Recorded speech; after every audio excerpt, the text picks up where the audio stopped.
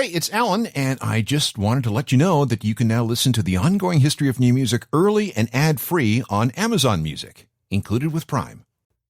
Hi, it's Alan. Let me explain what's going on here. For the next couple of podcasts, we're going to go back into the ongoing history of new music vault with over 1,000 original radio episodes and several hundred of them as podcasts. Some episodes still need to see the light of day. Now, there are about 500 podcasts available, but you can see that there's more. For this one, we're going to go back to our What's the Big Deal series for a look at Iggy Pop.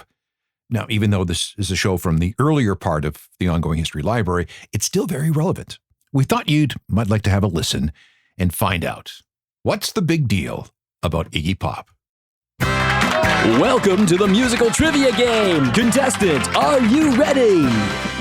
All right, name a famous musical icon who once made a living by regularly smearing peanut butter all over his body.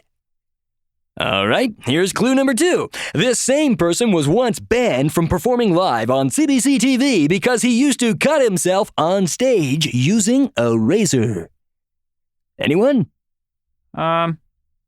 Nick and AJ from the Backstreet Boys? Oh, no, I'm sorry. That's incorrect. Your final clue is James Jewel Osterberg. Oh, come on, people. It's Iggy Pop, one of the most important historical figures in new rock. What's the matter with you? Iggy Pop? What's the big deal about him? This is the Ongoing History of New Music podcast with Alan Cross.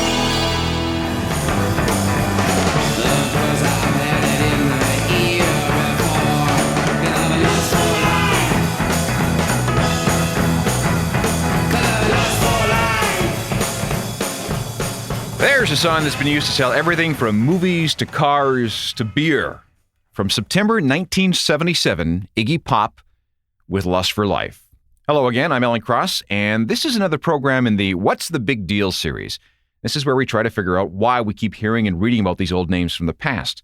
How are they connected to today's music? What did they do 20, 30 years ago, and why should we care?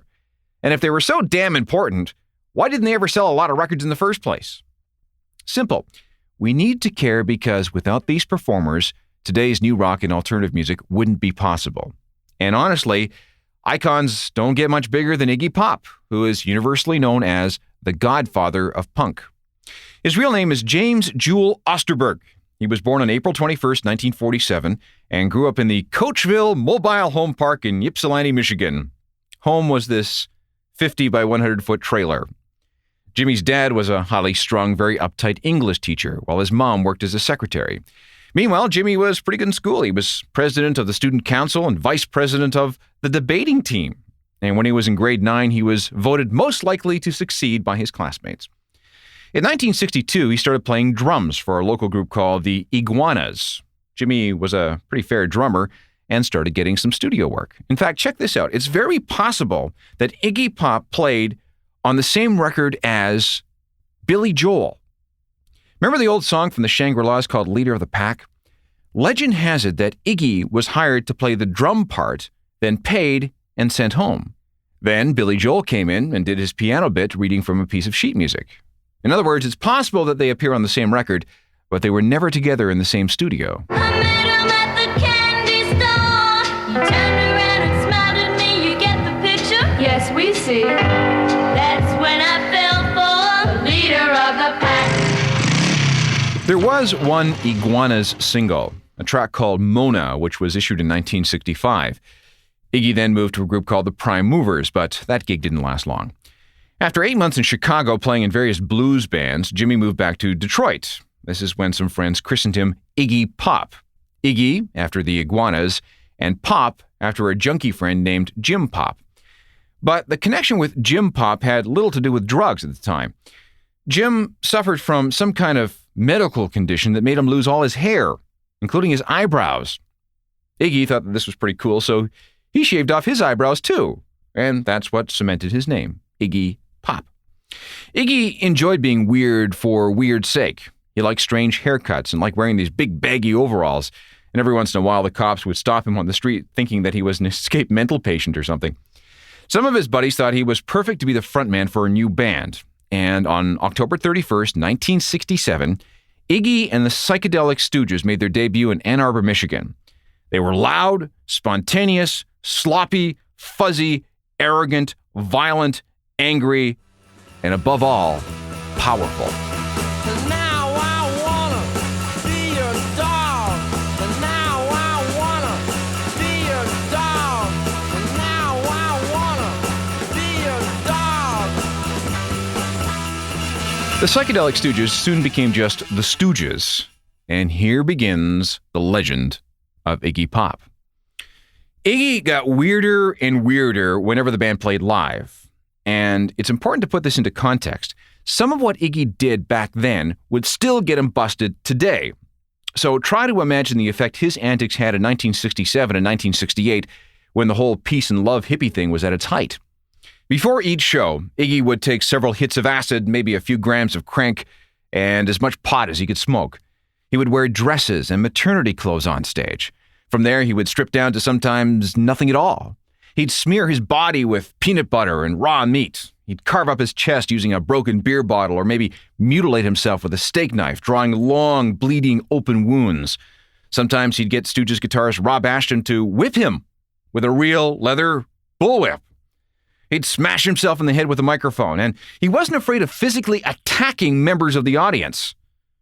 No wonder Iggy kept getting arrested for indecent exposure. And no wonder when the Stooges left the stage, it was slick with blood. And the Stooges' music was as in-your-face as Iggy. It was raw, it was sloppy, it was high-energy rock and roll, unlike anything else out there at the time. And it was every bit as punky as some of the indie stuff we hear today.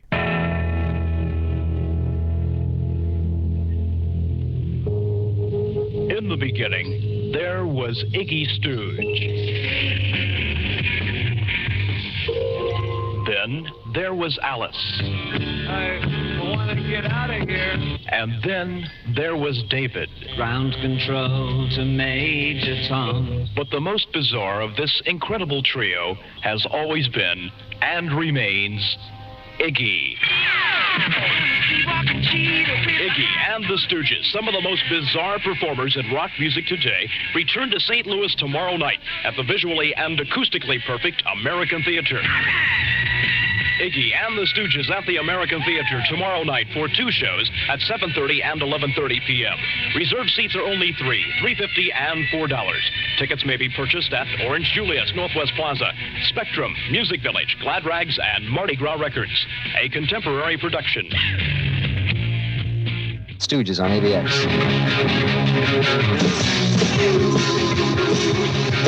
The Stooges recorded 3 major label albums between August 1969 and May 1973, with the lineup shifting almost monthly. It also didn't help that Iggy was totally off the deep end at this time. He spent $100,000 of his record company advance on a suite at a Beverly Hills hotel. He had a huge coke and heroin habit that needed to be fed. He was arrested a number of times, charged with impersonating a female, which was apparently a crime back then. And then he took an axe to a Mercedes owned by a wealthy one-night stand. In 1974, after a particularly brutal confrontation with a Detroit gang, Iggy played a gig at Michigan Palace where he demanded that this gang come up on stage and beat him to a pulp. Some of his friends believed that Iggy wanted to die on stage. Meanwhile, the audience bombed the stage with beer bottles, not all of them empty. Years later, a cassette recording of that performance would be released on an album called Metallic KO. And this is about as raw and as dangerous as it gets. If you listen closely to this record, you can actually hear the beer bottles breaking as they land on stage. From October 6th, 1973, and formerly one of the world's most respected and sought-after bootlegs, one more time for Iggy and the Stooges.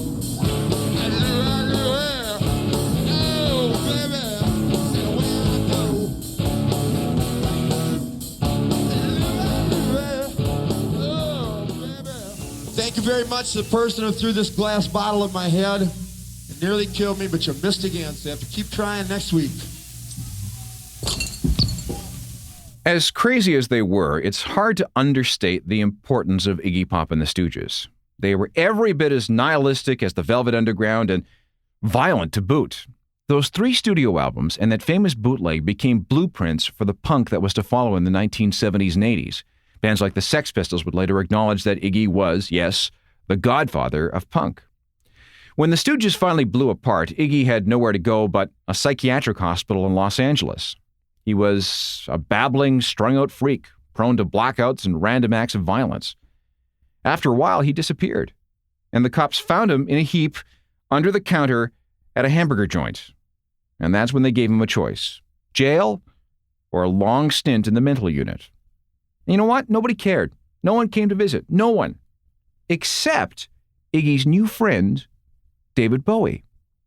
Bowie had admired Iggy's energy for years. In fact, in 1972, Bowie wrote this song about Iggy. Gene Genie lives on his back. The Gene Genie loves chimney stacks. His outrageous and screams and he bones. The Gene Genie, let yourself go. Bowie was the only person in the world who cared about what happened to Iggy Pop. And it was him who finally convinced Iggy that he didn't need to kill himself. And thanks to Bowie, Iggy's career was reborn. That part of the story is next. David Bowie truly admired and believed in Iggy Pop. That's why he not only got Iggy a new management deal, but a record contract as well. Then, in June 1976, Bowie began working with Iggy on Iggy's first solo album. It was Iggy on vocals and Bowie on everything else. And it was ready by March 1977. It was called The Idiot. When I look at my China girl, I could pretend that nothing really meant too much. China Girl from 1977, a song co-written by David Bowie, who of course had a big hit with his own recording of that song in the early 1980s. And yes, Iggy made a ton of money from Bowie's version. In fact, a good guess would be somewhere close to $1 million. 17 years later, another part of that record was made famous, and it began with the opening beats of a track called Night Clubbing.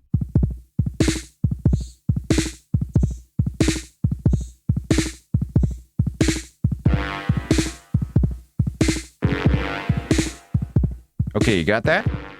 In 1994, Trent Reznor took those beats, loaded them into a Macintosh computer, turned the waveform upside down, added a few extra effects, and got this.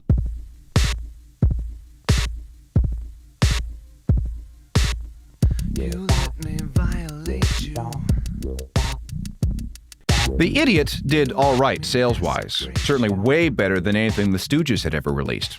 Of course, the Bowie connection didn't hurt, and Bowie even toured with Iggy, not as a headline act, but just as the keyboard player in his backup band. Once that tour was over, the two of them went back to West Berlin, where they made another record for Iggy in just 13 days. And in celebration of Iggy's renewed prospects, the album was called Lust for Life, and it remains the best work of his entire career. I am the passenger, and I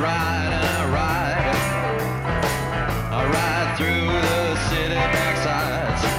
I see the stars come out of the sky. The Passenger, a song later covered by and performed by Susie and the Banshees and Bauhaus. The song was allegedly inspired by Doors singer Jim Morrison. In fact, legend has it that Iggy once owned a pair of Jim's old leather pants, and that Iggy believed Morrison's spirit had passed to him from those pants. Those albums that Iggy did with Bowie were important, not only to him, but to the exploding punk rock scene in England. Thanks to Bowie, Iggy's presence and influence was felt by a lot of the new, young, hungry, extreme bands of the era. Going to see Iggy during that period was almost akin to making a pilgrimage to some holy ancient punk shrine. However, the next 5 years were once again kind of weird for Iggy. After a strong start, his solo career started to sag. By 1982, he didn't have a record contract and had to keep touring just to make ends meet. Fortunately, though, his old pal David Bowie came through right about then with his recording of China Girl, and things turned around again. This guy's got more lives than a cat, doesn't he? Iggy then met and married a Japanese woman named Suchi. He did some studio work with Bowie, and he started getting into acting. Over the next few years, Iggy picked up roles in films like The Color of Money with Tom Cruise and Paul Newman. He was in Sid and Nancy with Gary Oldman, and he was even in an episode of Miami Vice with Don Johnson. In 1985, it was Bowie to the rescue again. After listening to some rough tapes of some new songs, he encouraged Iggy and his new buddy, ex-Sex Pistol guitarist Steve Jones, to make another album. A recording contract was secured, and the result was Iggy's best album in years. He called it Blah, Blah, Blah.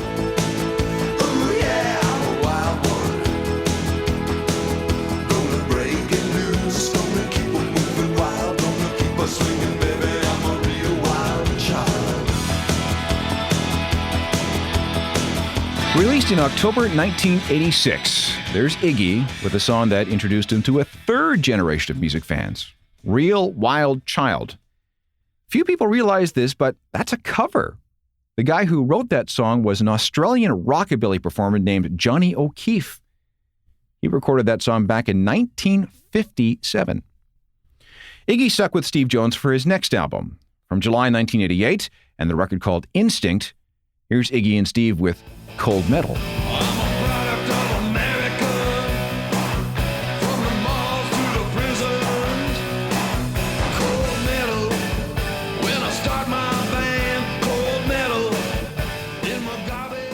Back with more on the big deal that is Iggy Pop, right after this. The early 90s were pretty good to Iggy. He was cleaned up and sounding better than he had in years. And at the same time, indie and alternative music was rising up. And Iggy was once again named as a legendary alt-rock pioneer, right up there with the Velvet Underground and the Ramones and the Sex Pistols and the Clash. The acting roles kept coming. And he even had an honest-to-God top 40 hit single. It came from his 1990 album, Brick by Brick, and it featured a duet with Kate Pearson of the B-52s. Candy, candy, candy, I can't let you go. All my life you're haunting me, I loved you so. Iggy has survived long enough to be declared an alt-rock icon. He was there at the beginning, laying the foundations for what was to come. Iggy was one of those guys who insisted on doing the unconventional, someone who pushed the envelope so far that few people since have managed to stand that far out on the edge. You can draw a straight line from Iggy through the punk of the 70s, the indie rock of the 80s, the grunge of the 90s, to the punk and the underground of today. The lineage of uncommercial, undiluted, straight-from-the-heart rock and roll. And Iggy was one of the very first to show us how it should be done. That's the big deal about Iggy Pop. Thanks for taking a trip with us into the ongoing history of new music vaults, our big archives. A reminder that there are hundreds of ongoing history shows available on demand as podcasts. Yeah, hundreds. They're all free, and you can download them wherever you get your podcasts. And while you're there, grab a few episodes of Uncharted, Crime and Mayhem in the Music Industry, which is my music meets true crime podcast. Let me know what you think. We can connect on most of the social media platforms. I'm always updating my website with music news and information. That's ajournalofmusicalthings.com. It comes with a free newsletter, too. And you can also email me about anything. I'm available through alan@alancross.ca. Technical production is by Rob Johnston. We'll talk to you next time. I'm Alan Cross.